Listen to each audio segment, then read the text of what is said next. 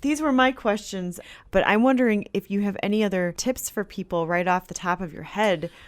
Yes. So I'm going to take a moment to give you tips and tricks on how you want your fragrances to wear, how you want your fragrances to last, and understanding the top, middle, and base notes.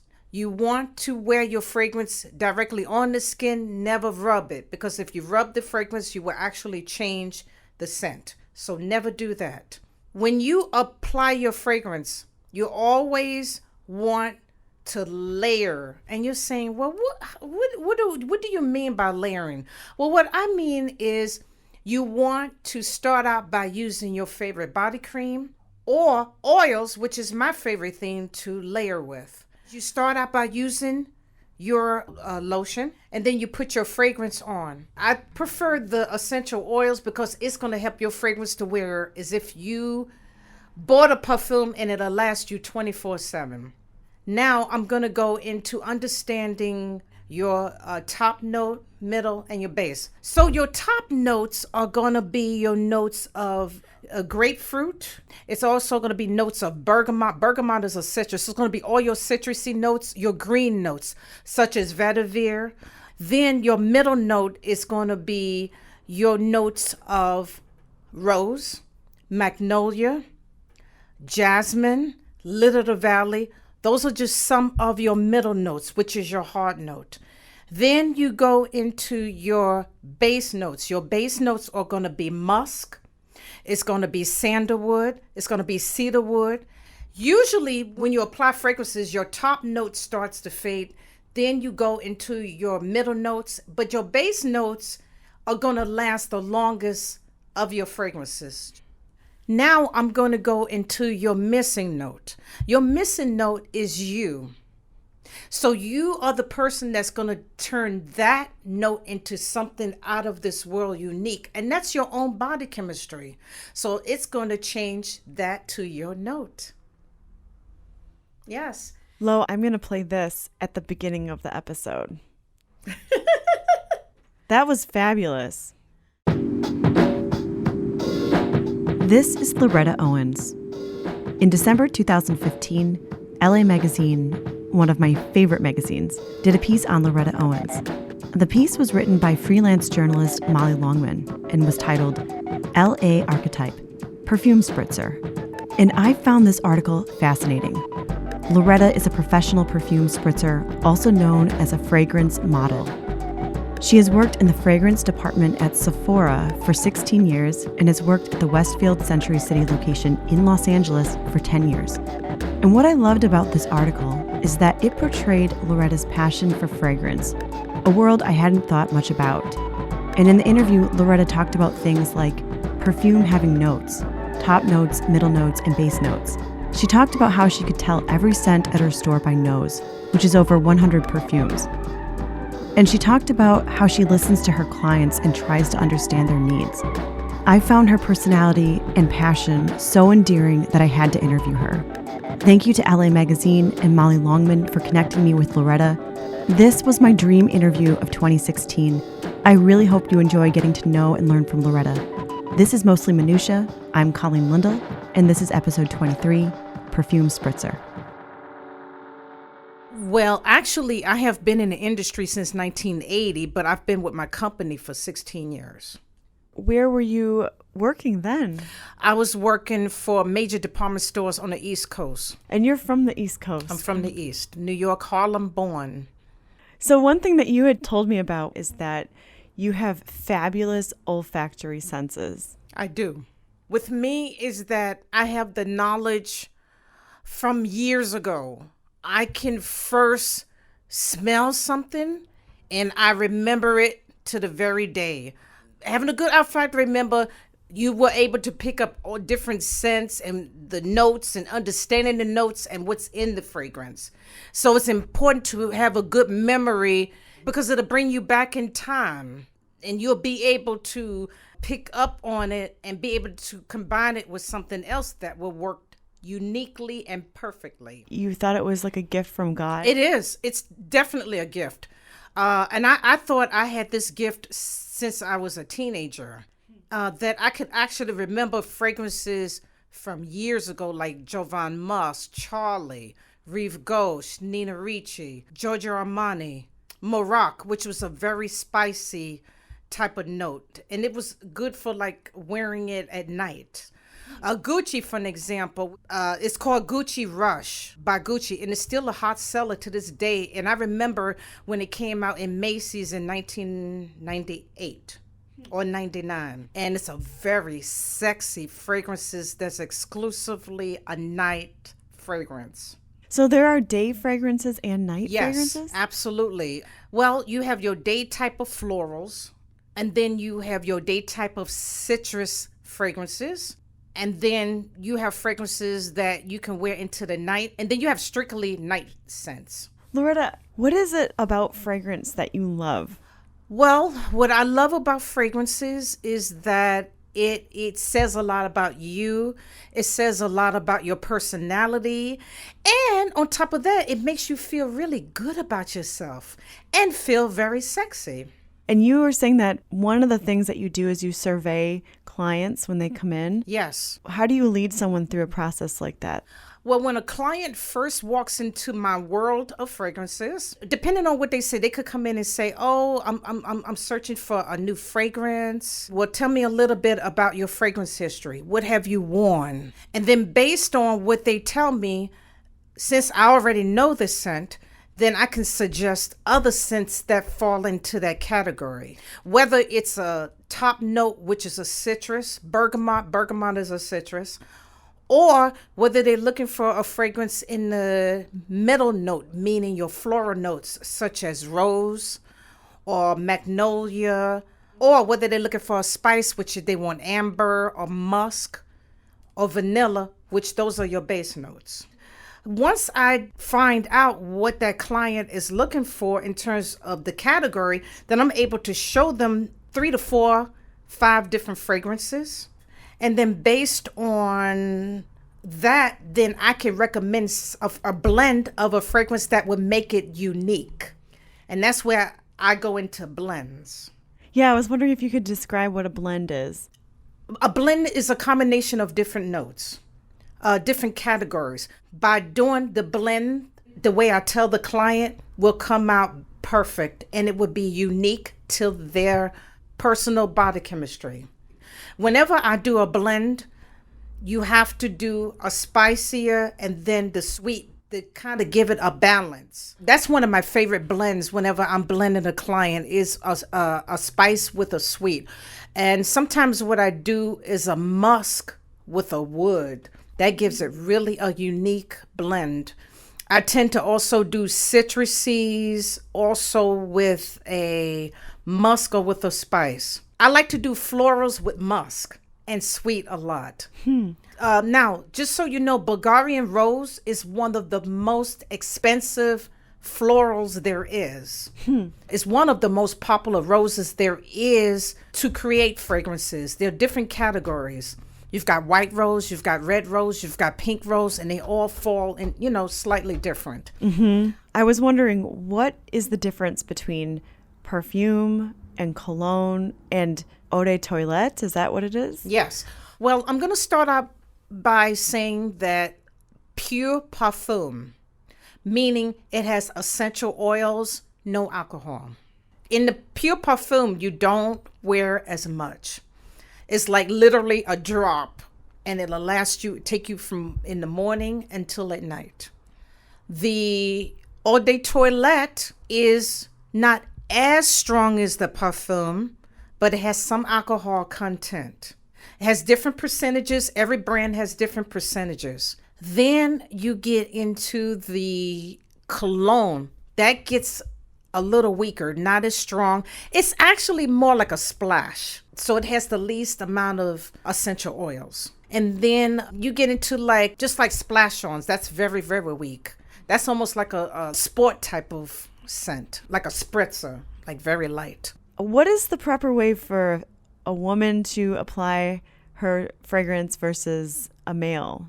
Are there differences at all? Slightly different, but very similar. My suggestion whenever I tell a client on how to apply fragrances, what you want to do is spray the fragrance directly onto the skin, your pulse areas, which is behind your ears, your inner wrist, your inner elbow.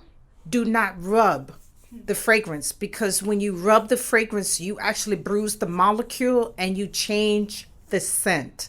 So that's what you don't want to do. Now, say you happen to get a rollerball. That's no problem because you're rolling it on. You're not bruising it, and that's fine. Same thing for men. What he wants to do is do it behind his ears or just mainly on his inner elbow type of thing. Not use it like aftershave. No, that's like a no-no. The fragrance you do not use as an aftershave. An aftershave is an aftershave for men that he puts directly around where his beard is in that area. But the fragrance, you do not use it like that. I do not recommend it because it's too strong. Are we supposed to apply the fragrance to our clothes? No, never, because you're wasting it. It has to be directly applied to your skin, because what happens is that when you apply it directly onto your skin, it's going to work with your own body chemistry to make the fragrance unique. Keep in mind that fragrances do not smell the same on one person. I could take this fragrance and put it on every woman in this store, and it's going to smell completely different. I liked it. The first phone call that we had, you said, it's you that changes the scent. And I loved that you said that. Right. And that brings me to bring up your missing note. And a lot of people wonder, said, well, what is a missing note? Well, a missing note is you. When you put that fragrance on, you're going to turn it into an actual note, which is unique. So that's what a missing note is. Do you notice that scents are generational? Absolutely. It's like a combination of everything now. It's like a cross between a lot of different worlds, categories. I'm finding that more so, rather than years ago it was more of one of this or more one of that. Now it's like a combination of different things like citrus, a lot of florals. I'm still finding a lot of florals out there, especially fragrances with a lot of rose or a lot of jasmine, magnolia.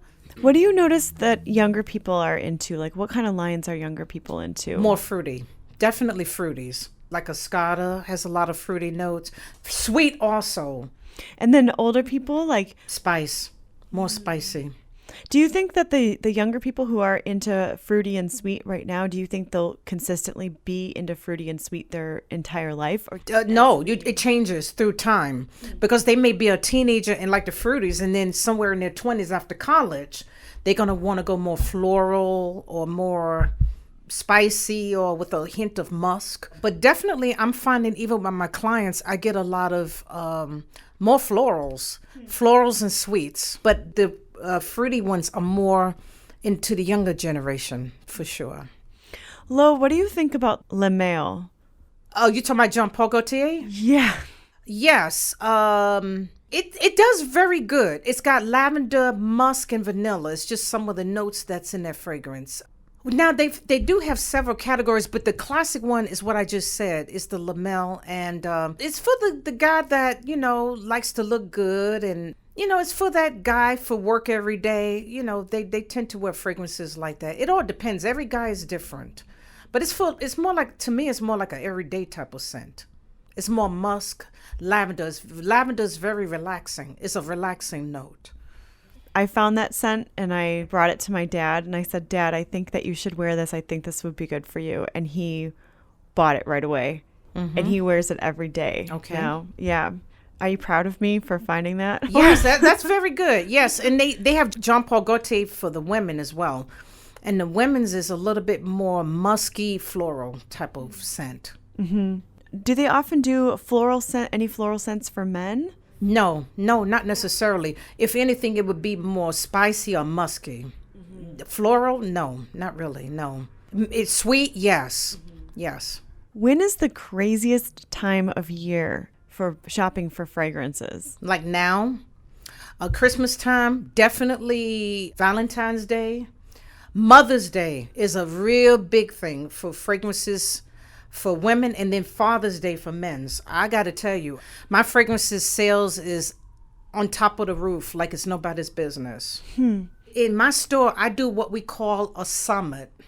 And so I can multi-service 10 to 15 clients right at once. They do a circle around me, and I actually demonstrate and get some fragrances prepped so they can start sniffing while I'm actually helping other clients. So this way they don't walk away thinking that I'm not helping them. And if they're pushed for time and I'm still with that client, I get one of my coworkers to make them a sample or continue with them. How important do you feel it is for people to have a sample? Well, the reason why I like to sample my client is because fragrances, first of all, is very expensive. I do suggest it big time to sample the client.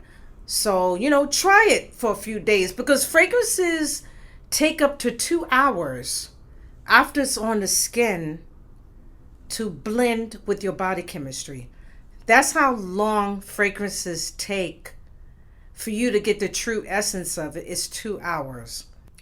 Not even after 1 hour. You can tell fully after 2 hours. You can tell how it wears. So that's why I'm very big on sampling. Because chances are, through the course of the day, you may not even like it. There's certain body chemistries that fragrances, they have to be careful with scents. Is there something some story that you want to share? Something that you Well, I like when people bathe in scents. They just spray all two different type of scents on them. And you're like, oh my word. They did not just do that. I'm like, oh yes, they did. Oh yes, they did. And I'm ready to leave because it is so strong that I'm ready to leave. So but instead of spraying it on the paper, they'll spray it on themselves? The entire body. Everything. They'll just walk random. They grab a fragrance and start spraying. That is the worst. Okay? That is the worst. I've seen some crazy things what people do with fragrance. I have seen it. I've seen men spray fragrances like as if it's aftershave. And I'm like, no, it's not aftershave. I've seen clients take their shirt, they take their clothes off and start spraying. I mean, I've seen it all. I've seen it all in my career. I've seen the craziest things in my world. I've seen it. Have you ever had somebody come in and, just spent a long, long time with them? I like to spend no more than 15, 20 minutes with them. And I'm quick and I'm precise, and I listen to what their needs and suggest things that are going to work. This way, they're going to give me good ratings on the CLI survey at work. I'll get that perfect 10, which I do. I get rated very high. Because people specifically come in and they ask come in for and you. ask for me. Absolutely. I have clients that come in and say, is Lo working today? They come in specifically looking for me and wanting me to help them and to blend them. Lo, tell me about how LA Magazine found you. They come into the store and I guess they were very interested in me. And Molly was very interested in me, and I helped her out. And I guess other people from the company came in and they liked my help and everything. And they just decided to have me be featured in their magazine. Mm-hmm. And I was very excited to do it. Believe me. I love it. Loretta, I want to thank you for letting me interview you. My dream interview of 2016. You're done? Wow, this is really good. I've really enjoyed this. You are most certainly welcome.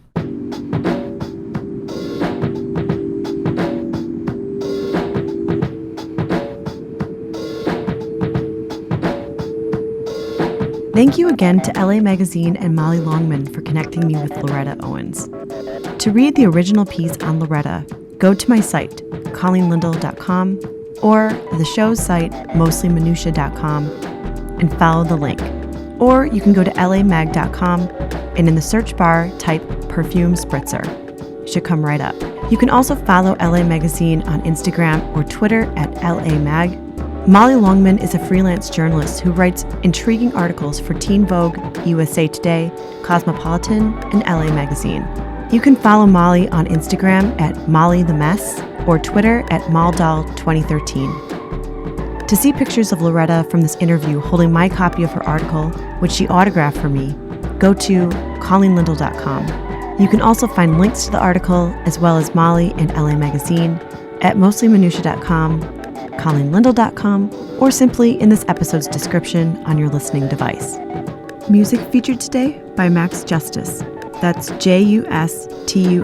You can find more of Max Justice music on Spotify and iTunes. This episode of Mostly Minutia was recorded on location at Epiphany Space in Hollywood, California. Epiphany Space is a co-working space. Maybe you work out of your home, like I tend to do when I edit these episodes. Maybe you make the effort to switch it up once in a while for your own sanity. But you're over the coffee shop down the street, and maybe you're over the other co-working spaces and their lackluster. Consider checking out Epiphany Space. It's quaint, homey, comfortable, quiet, and there's complimentary espresso. Go to epiphanyspace.com. In 2017, I feel largely impressed upon to concentrate on a very minutia-like theme, the minutia of door openers, or people who make space for others to shine before they themselves shine. People who are okay with holding the door open, allowing others to walk through it, and feeling secure enough in their own skin to walk through that door later. I'm looking forward to some of the interviews I have slotted for 2017. Until then, I hope you're having a fabulous start to your 2017. I hope that pathways are already opening up for you and you're shaking off the dust or the cobwebs of 2016, if that's how your 2016 went. Or maybe you're closing out a chapter and you're starting a new chapter. Whatever it may be, I bless your 2017, and I look forward to sharing more stories with you. And please keep remembering, it's the minutia of your life that makes your life interesting.